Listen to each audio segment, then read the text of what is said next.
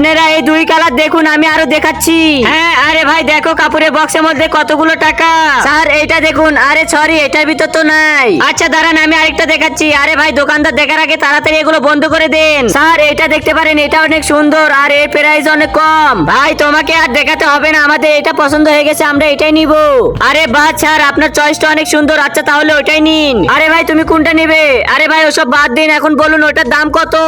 আরে ভাই তুমি তো আমার নাকি কেটে দিলে, আমার বংশের কেউ দামাদামি করে না, যা চাই তাই দিয়ে দি। ভাই শুধু এর দামটা বলো।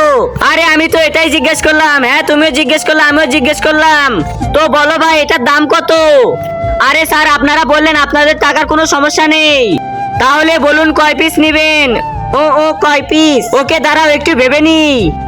আরে ছোট ভাই এইদিকে আয়।